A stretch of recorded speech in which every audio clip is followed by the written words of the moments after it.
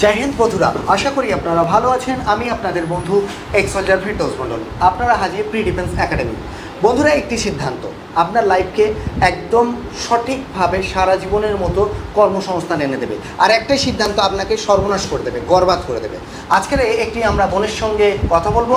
আমরা এই কথাটা কেন দিয়ে শুরু করলাম, সে অলরেডি কিন্তু নার্সিং করছিল এবং নার্সিং করতে করতে তার একটা বড় পরিমাণে টাকা চলে যায়। তার ফ্যামিলি অলরেডি সর্বশান্তের জায়গায় চলে এসেছে। প্রত্যেকের স্বপ্ন থাকে যে আমার বাচ্চা এখানে পড়াশোনা করবে এবং তারপরে আমি একটা রেজাল্ট পাবো। সেই রেজাল্টটা যখন তার হাত থেকে চলে যায়, তার স্বপ্ন ভেঙে যায় এবং তার সকল প্ল্যানিং নষ্ট হয়ে যায়। সেই জায়গা থেকে দাঁড়িয়ে আমরা বারবার বলি, যারা ক্লাস 11-এ এবছর ভর্তি হচ্ছে, অর্থাৎ মাধ্যমিক পরীক্ষা দিয়েছো, তাদের জন্য বলবো 11 এবং 12-এর পড়াশোনা সাথে সাথে তোমরা গভর্নমেন্ট সার্ভিসের জন্য আমরা রেডি করব। তোমাদের উপর কোনো চাপ থাকবে না ফ্যামিলিগত যে তোমার ইনকাম করতেই হবে, ফলে অনেক সহজেই তোমরা সাকসেস হতে পারবে। যারা গার্জেন আছেন তাদের বলবো একবার ভাবতেন বিষয়টা নিয়ে। যারা উচ্চ মাধ্যমিক দিচ্ছেন তাদের বলবো গ্র্যাজুয়েশন এখন 4 বছর লাগে, সেই 4 বছর তোমরা পড়াশোনা আমাদের কাছেই করো, ডিস্ট্যান্সে পড়াশোনা করো, সাথে সাথে গভর্নমেন্ট সার্ভিসের জন্য তৈরি হও। কথা দিচ্ছি 2 থেকে 3 বারের মধ্যে তোমরা সাকসেস হয়ে যাবে। তো আজকের যার সঙ্গে কথা বলবো, আগে তার পরিচয় জেনে নিই, তারপর বাকি কথা বলবো। জয় হিন্দ। তোমার নাম কি? পদ্মা পুরকাই।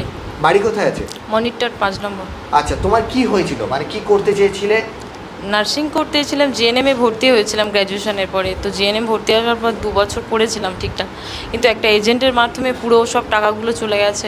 পুরো বছরটা 2টা বছর পুরো চলে গেছে। এই করতে করতে 3টে বছর চলে গেছে, নার্সিংও কমপ্লিট হয়নি, অনেক টাকা অ্যামাউন্টে খরচা হয়ে গেছে, কিছুই করতে পারিনি। মাঝখানে দিশাহারা পড়ে গেছিলাম। তারপরে এটা ফেসবুকে দেখলাম, দেখে এখানে এলাম আর কি। তারপরে কি এই চলছে। বললো 1 লক্ষ, মানে 1,63,000 পুরো চলে গেছে। ক্যাশে তো মানে ওটাই গেছে, আর এমনি আনুষঙ্গিক প্রচুর গেছে, প্রায় 2 লাখ 2.5 লাখ টাকার কাছাকাছি চলে গেছে। দেখো, একটা কথা আছে, money loss is something loss, যেটা আমরা হচ্ছে গিয়ে পূরণ করতে পারবো, কিন্তু যে এই টাইম লস হলো এটা কোনো দিন পাবো না। আজকে তোমার 25 ইয়ার্স হয়ে গেছে। 25 ইয়ার্স মানে তুমি অ্যাজ এ জেনারেল কাস্ট হলে তুমি সুযোগই পাবে না এসএসসি কনস্টেবল জিডিতে। তুমি অ্যাজ এ এসসি ক্যান্ডিডেট আছো বলে সুযোগটা পাবে। তো আবারও বলছি, চাকরি আমরা দিই না, চাকরির যোগ্যতার ভিত্তিতেই হয়। আমরা তোমাকে সঠিকভাবে গাইড করবো, আর তুমি তোমার সঠিক পরিশ্রমের মাধ্যমে কিন্তু সাকসেস করে নিতে হবে। Only you can change your life. তো সেই জায়গাতে দাঁড়িয়ে তুমি যদি খাটতে রাজি হও, আমি চ্যালেঞ্জ করতে পারি যে তোমাকে আমি সাকসেস করাতে পারি। কেননা এর আগে আমার একজন স্টুডেন্ট এসেছিলো, আমি নাম বলছি না, নর্থ বেঙ্গল থেকে এসেছিলো। সেও কিন্তু জব করতো, মানে আমার ব্যাঙ্গালোর থেকে সে নার্সিং করেছিল, করার পরে এখানে সে 12-13 হাজার টাকার জব পেত। আমি বলেছিলাম চাকরি ছেড়ে দে, সে চাকরি ছেড়েও দিয়েছিল। আজকের সে যথেষ্ট ভালো নাম্বার পেয়েছে। আমি আশাবাদী এবছর এসএসসি জিডিতে সে খুব ভালোভাবেই হয়তো সিআইএসএফ বা অন্য আদার্স ফোর্সে সার্ভিস পেয়ে যাবে। তো তোমার ক্ষেত্রেও সেম জিনিস। এর আগে একটা বিএসএফে চাকরি পেয়েছে একটি ছেলে, সে কিন্তু আপনার ওই কী বলে বন্ধন ব্যাংকে সার্ভিস করতো, যে গ্রামে গ্রামে যে লোনগুলো হয় সেই লোনের এজেন্ট ছিল। সে চাকরি ছেড়ে দিয়েছিল, 13 হাজার টাকা পেত। সেখান থেকেও কিন্তু আজকে জম্মুতে পোস্টিং আছে ছেলেটি। তো সেই জায়গাতে তার বাড়ি হচ্ছে কি গঙ্গারামপুর।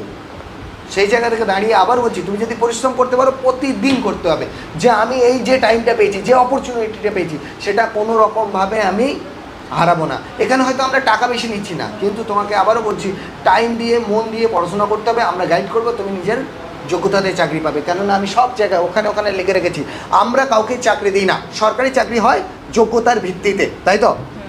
তো কিছু যদি বলার থাকে বলতে পারো। যারা ছোট ছোট ভাই বোন, যে সকল গার্জেনরা ভাবছে যে আমি আমার বাচ্চাটাকে আমি নার্সিং করাবো বা আদার্স করাবো প্রাইভেট সেক্টর থেকে, তাদের ক্ষেত্রে কি বলতে চাই? আমার মনে হয় যে এরকম প্রাইভেট সেক্টর থেকে না করাটাই ভালো। গভর্নমেন্টের জন্য বা জিএনএমে যে গভর্নমেন্টে যা কিছু হয় সেগুলো পড়াশোনা করে করা ভালো, নয়তো টাইমটা লস না করে এখানে আসা উচিত, নিজের জায়গাটা ঠিকঠাক করা উচিত। একটাই কথা বলবো, এখানে সবাই আসতে পারবে না। যে সকল ছাত্রছাত্রী মেডিকেল ফিট আছে আর যাদের মেজারমেন্ট ঠিক আছে, তারা যদি চেষ্টা করে, কারোর 1 বার, কারো 2 বার, কারো 3 বারের মাথায় কিন্তু অবশ্যই সাকসেস হবে। আবারও বলছি, শুধুমাত্র লেগে থাকতে হবে আর কন্টিনিউ নিজেদেরকে ইমপ্রুভ করতে হবে। ভালো থেকো, সকলের সাথে থাকার জন্য ধন্যবাদ। আর আসছো তো যারা যারা এবছর মাধ্যমিক পরীক্ষা দিয়েছো, 11 এবং 12-এর পড়াশোনার সাথে সাথে আমরা তোমাদেরকে তৈরি করব গভর্নমেন্ট সার্ভিসের জন্য। অবশ্যই তোমরা একজন সোলজারের সাথে সাথে অফিসার র্যাঙ্কে যেভাবে তৈরি হও, তার জন্য আমরা রেডি করব।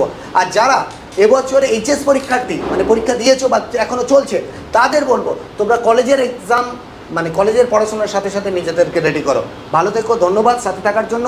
অবশ্যই তোমাদের মূল্যবান কমেন্টে জানাবে, লাইক করবে, আর একদম কাছের বন্ধুটার কাছে অবশ্যই পাঠিয়ে দেবেন। গার্জেনদের বলবো আপনারা চিন্তা করবেন, আমার জন্য আশীর্বাদ করবেন। ধন্যবাদ। জয় হিন্দ, জয় ভারত।